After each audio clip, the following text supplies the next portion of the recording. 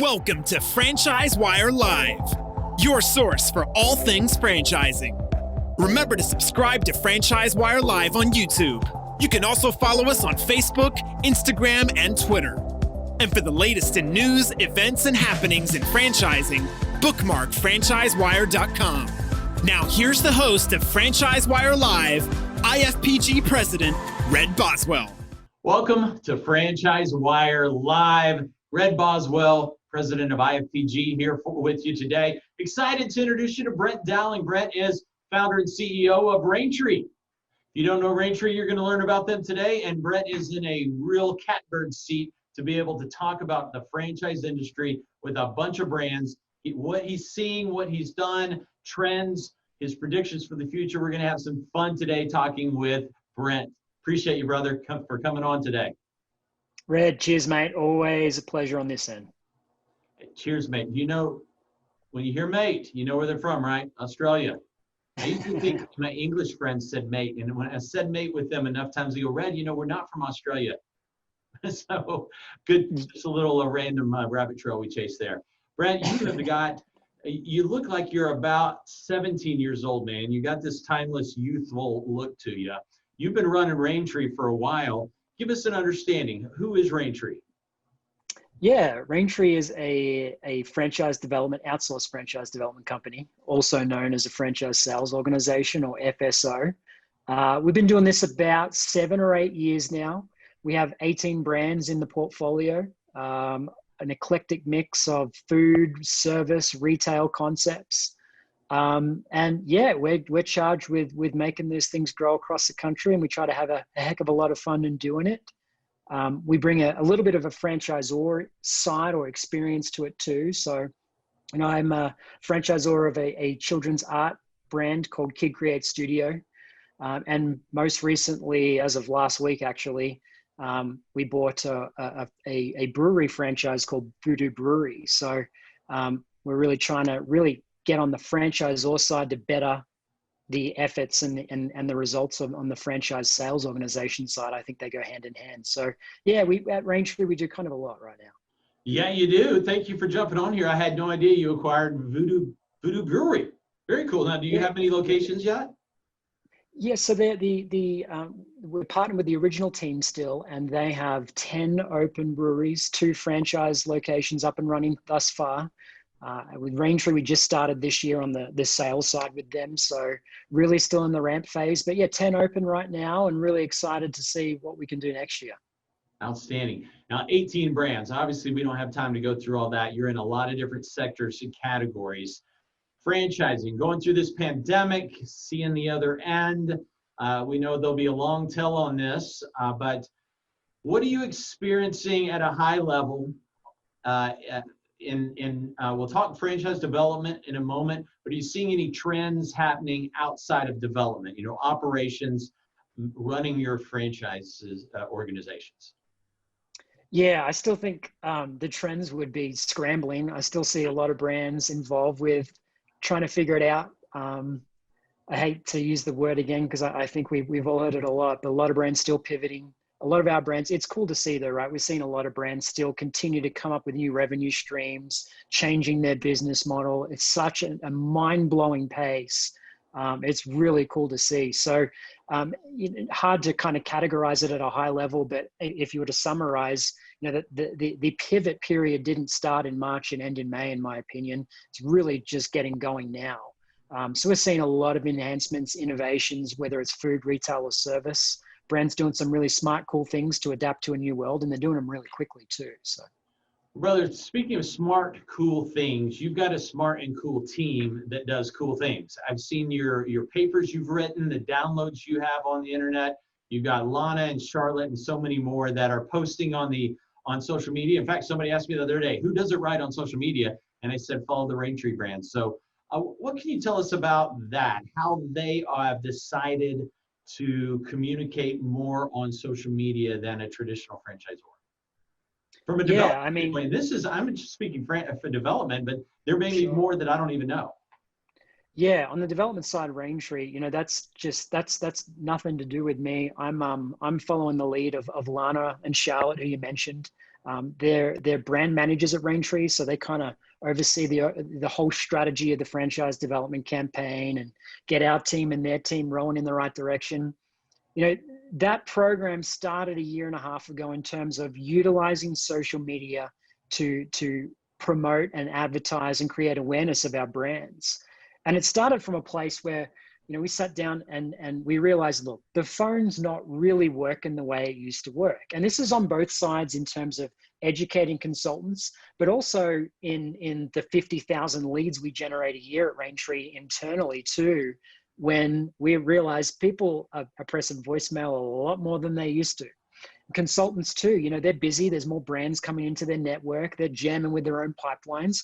Hard to get them to respond to an email or look at an email and educate themselves or get on the phone. They simply don't have the time. And maybe a little bit of fatigue in those old tools of phone and email. So we said, look, what are we doing? And good marketing is all about awareness, right? And understanding where people are. And more of us are spending time on Facebook and LinkedIn for both entertainment, but also to educate and learn and interact too. And so the thought is, well, let's really try and utilize that more. Let's try and go where consultants and where our prospects are already, rather than having to fight them to use tools they don't want to use.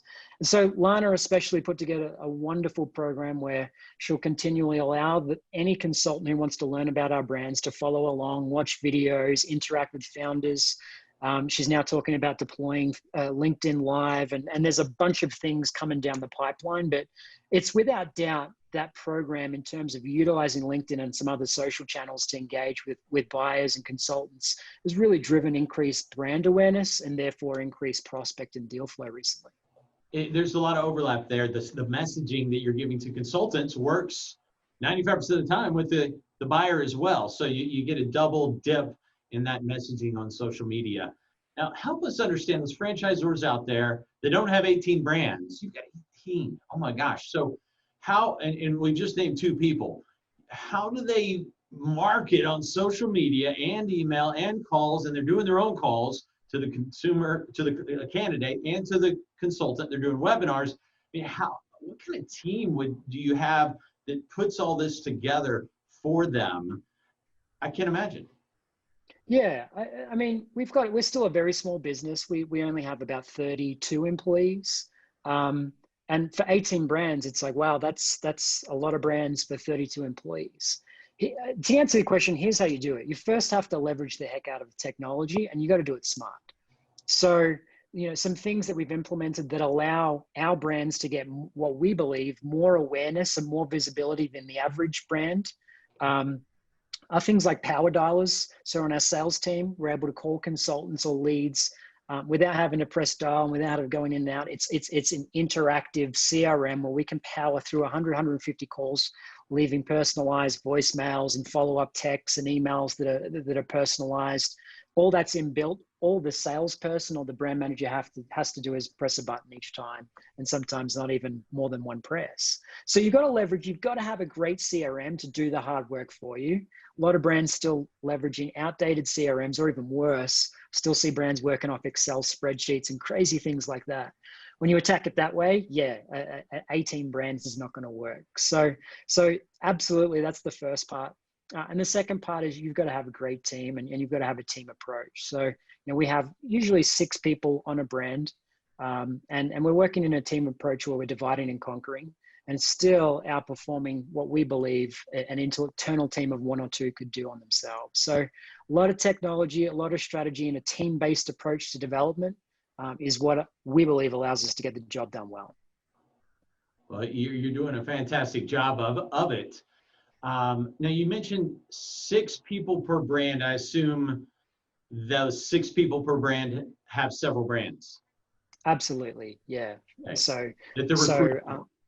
Yeah, and it depends. You know, some brands we only have 1 development director that's dedicated. Some brands we have, you know, pipelines of 80, 90, 100 qualified active candidates. You need a few directors for that. So it depends on the volume and the size of the brand. But on average, we've got about 6 people on a brand.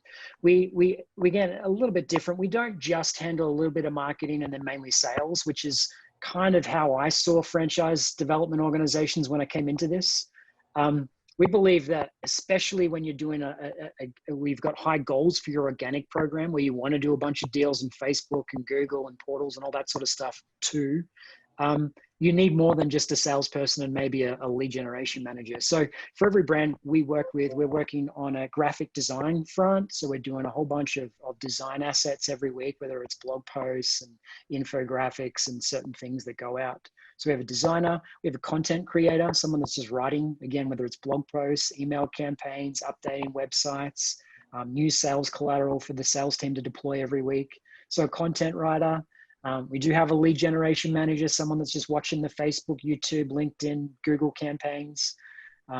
We have a lead qualifier. So a big part of it is making sure that if you're generating that type of lead and that a volume of lead, especially in this day and age, you need someone that can get on the phone immediately with anyone who wants information and start that follow-up process.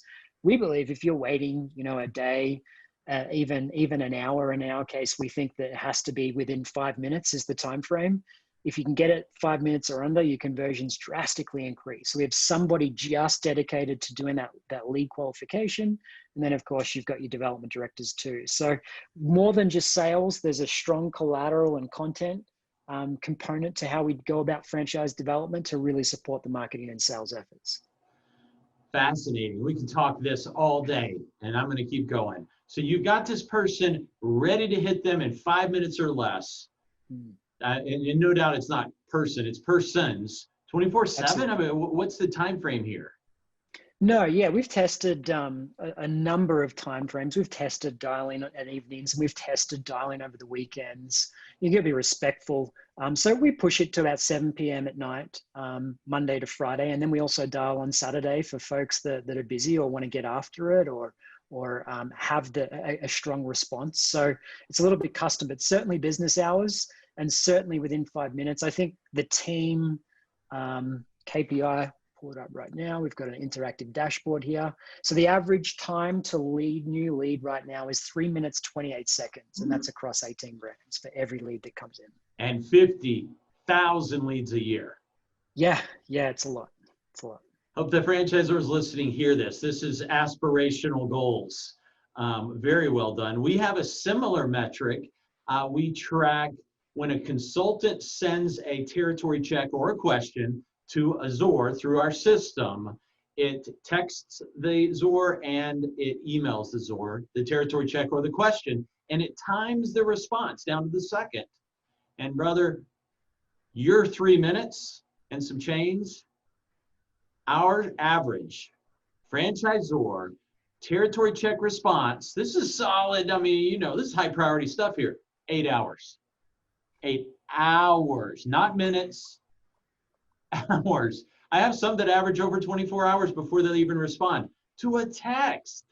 And all they have to do is I'll check if they're busy, if they're at church, they're at the store and they don't know an answer, just hit us back. We train them this. Hit us back just to keep your average down. That I'll get back with you and get in the office or whatever. It reminds me of at the Franchise Leadership and Development Conference. They do this gigantic survey, hundreds of questions of franchisors, and they do all this secret shopping of franchisors, and yet 50% or more of leads, real people wanting to buy a real franchise, never even get a call back. So it's just not hard to excel and to put your head above the crowd, and your 3 minutes is just insane. So impressive. So let's keep going on FranDev. Are you seeing any sectors that are just dead in the water, or any particular sectors that are just on fire and growing like crazy?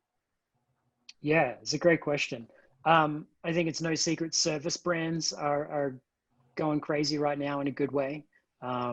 We have a couple service brands here, and Footprints Floors and Screamobile, and both are moving franchises pretty quickly. Which is great. Certainly Footprints Floors is rocking and rolling. I think they'll probably do 6 to 8 franchises in the month, which is great for them. So yeah, in the service aspect, that's certainly rocking and rolling.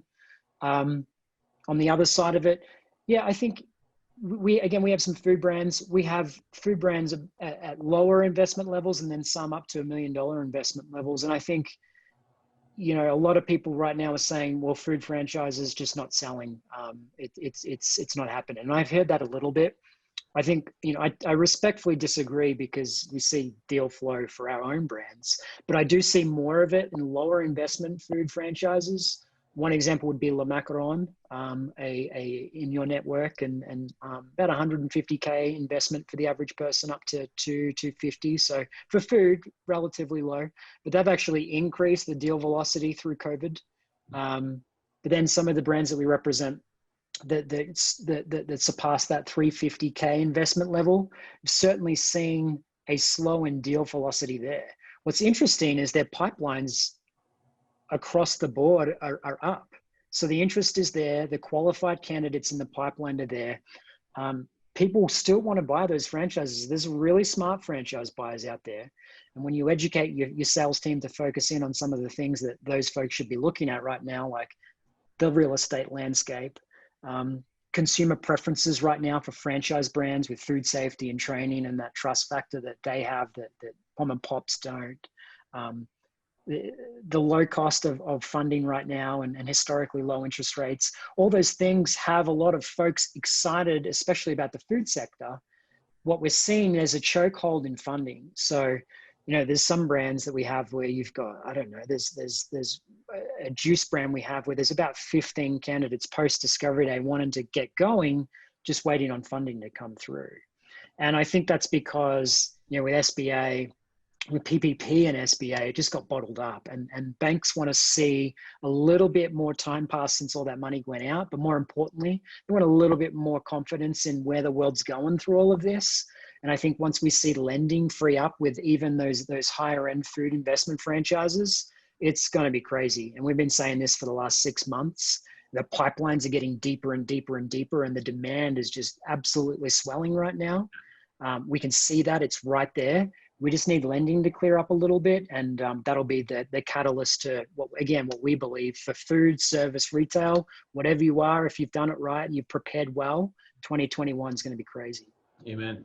I was just talking a few minutes ago to Sherry Siever over at Fran Fund, and she was saying that the banks are they're requiring you to have some additional liquid capital available after the down payment, after the investment. They still want to be able to see a little more than normal.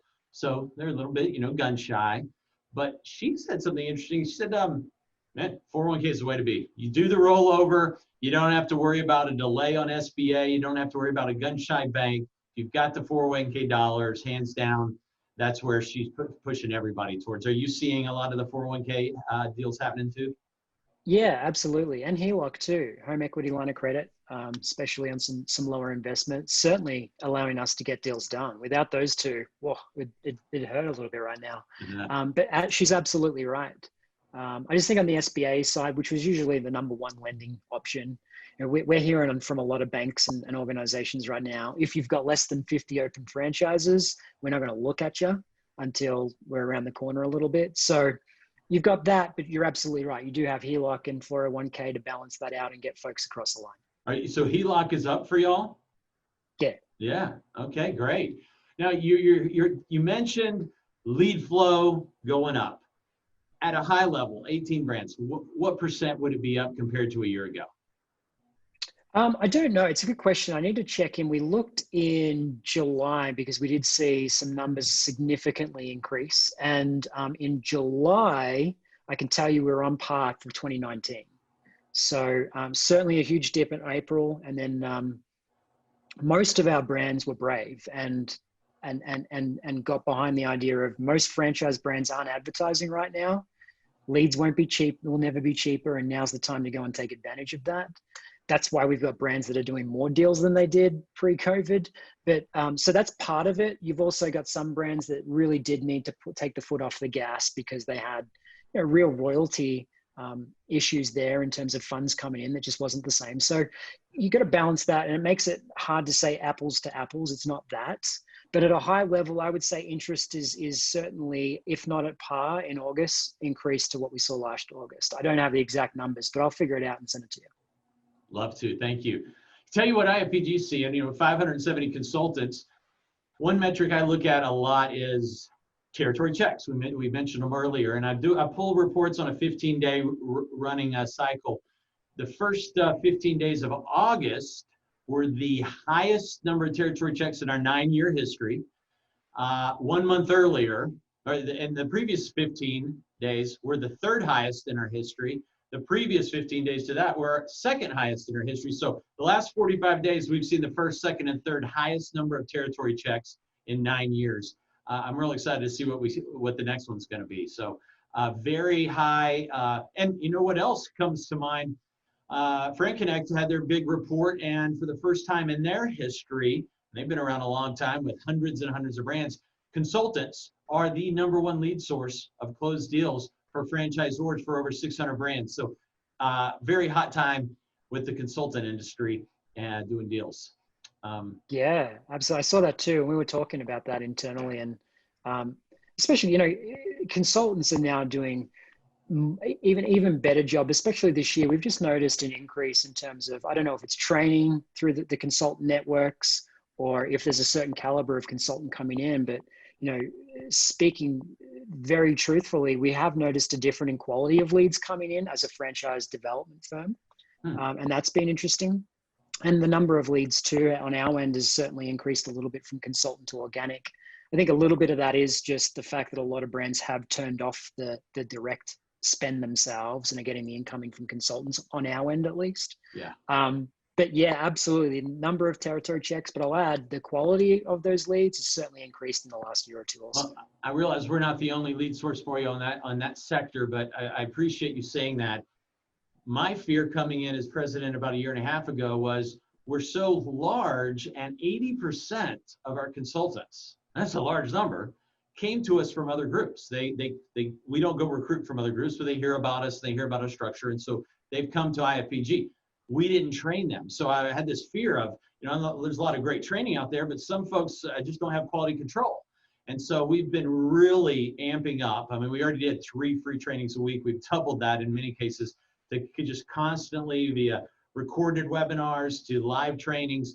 We just really want to protect our brand to the Zors out there. And so it does my heart good to hear you say that the quality of the candidates and the quality of the information you're getting about those candidates, I hope that was part of your answer, is up. So Brent, any other insights for Zors? I mean, we've hit a lot. We don't have all day. You're covered up, I know, and I appreciate your time today. Any other insights, predictions, or guidance you can share with the franchisors out there that are looking into the second half of the year?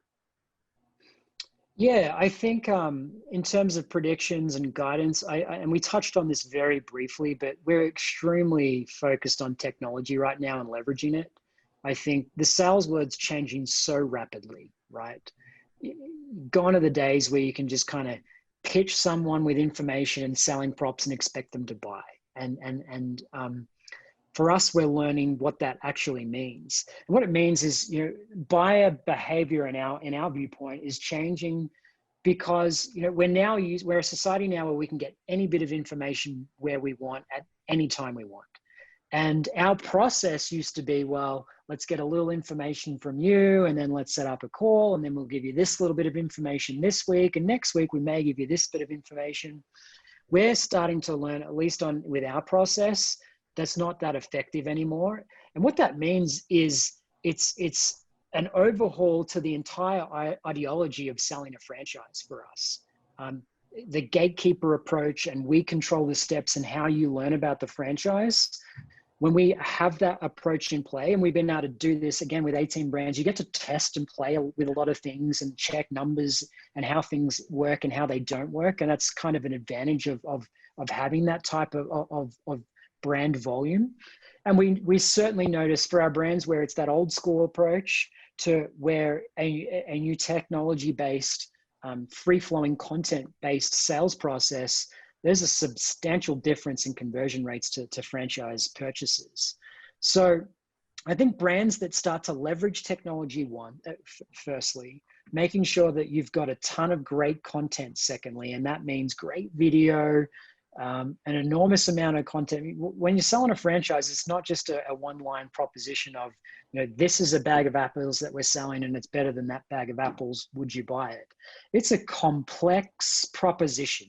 Yes. We're talking about a 10-year agreement that's heavily weighted against you. We're talking about an entire business model, sophisticated support infrastructure, economics that are very difficult to get clear insight into a franchise buyer on because of the legalities behind it. It's a very complex position. And so to do that and to offer that, you need a great amount of content. So we're trying to figure out how to balance all this stuff. And where we're getting to right now is, again, technology-based sales processes. So we're talking Zoom calls over phone calls. We're talking an inordinate amount of information that goes out. We're not talking 5 emails that go out over 5 weeks. We've got emails going out every other day. We've got invitations to attend podcasts on that brand. We have a plethora, probably 1 to 2 hours of professional video. We have countless hours of recorded franchise validation. We're talking a lot of content. And so I think, back to the question of prediction, brands that leverage tech and brands that get right behind content and inject the heck out of that into their sales process will be those brands that hit that elite deal flow level and continue to do so next year. Right. So I heard you say something, got to go deeper on this, free flow of information. Now, when I was at FranDev for many years, I said so many times, I wish I could know how much of everything they watched and when they watched it, and make it the next step in the information flow available to them when they finish, when they want it, not when I want to give it to them, when they want to. Everybody's got their own process, time frame and process, and maybe they get 2 hours right now and they want 2 hours on me, and I just gave them 10 minutes worth of info. So, I mean, are you getting that deep and that high tech where you're able to funnel that information to those buyers at their pace and know what they watched when they watched it? Do you have it down to that much of a science? Yeah, we do, and well, it's in the early phases of it. We do for some brands. We're calling it a modular sales process. I guess that's what we coined it.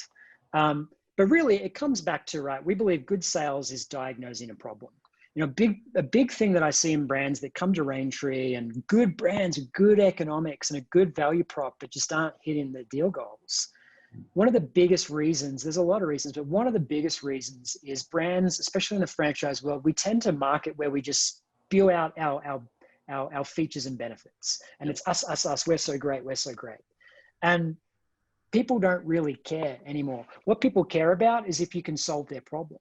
So a good sales process and a good salesperson is going to get in, diagnose the problem that person has, whether it's, I need more time to spend with my kids, I want to make more money. There's a list of the core 7 buyer motivations. So once you have that, that'll give you some insight into what sort of information this person needs. Because again, a franchise proposition is very complex. You could go a lot of different ways. So that's always been there for us. Now, we looked at the current technology, and there's some great programs out there, but in terms of unleashing content in a process, in a modular process or a systematic process, the technology only allowed you to go one path. It was, we're going to talk about marketing this week, and then operations, and then we're going to talk about our cool new mobile option or whatever it is. The problem is, a lot of the times that information isn't relevant to why that person might be buying. So for us, a modular sales process is a combination of art and science. It's having the steps there, having the content, and having, a real estate step if we want to talk about that one week, or our marketing, or what the flexibility is, or how we're going to construct your location. It's all there, and it's up to the salesperson to deploy that at the time that person wants it. And that could mean a franchise buyer who's very vested in this and has a lot of time to do it quickly could go through an education process in 2 weeks in the order they want to go to, or it could take them 3 to 6 months. But the point is, yes, we do. It's modular, and it's not a one-way path. It's kind of like, remember those choose your own adventure storybooks? Yeah. I think that's the way we're headed with our brands, because we're already seeing some significant results. Well, that's got to be the future. So you mentioned that the salesperson deploys it. Is it to the point in any of your brands, or do you see this coming real soon, where it's on demand and that buyer can choose without the salesperson even being awake? that buyer can go into your portal of sorts, log in, you know they're there, they have the authority, you've given them that password perhaps to get into it, and pick and choose what they watch, when they watch it, you know how long they watched it, when they watched it, that level of transparency on both sides. Yeah, it is. And it's a little bit different and even a little bit deeper than that. So the way that it works right now is, say, Red really wants to focus on marketing. That's what his big hang up is right now. He needs to understand how he's going to get leads for his new business. The salesperson presses the marketing button. It'll send them an email, a video that they can study with all the information. It sets up a call with them. It can be a specific presentation for that. But it will send them a text a couple of days later with maybe a PR article that kind of talks about that from another vantage point. And then a few days after that, it'll send an email.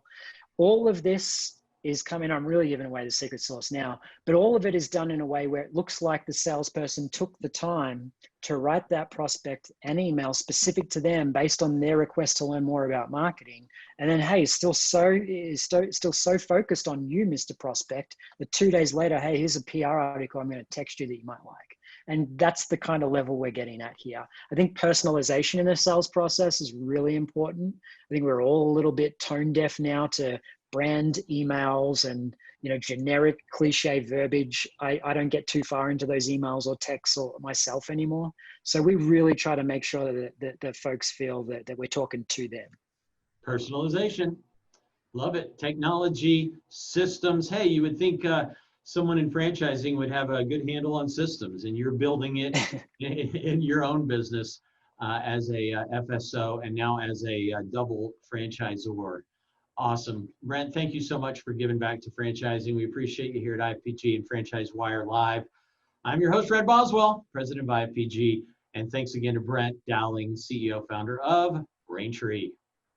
Thanks, Red. Bye-bye.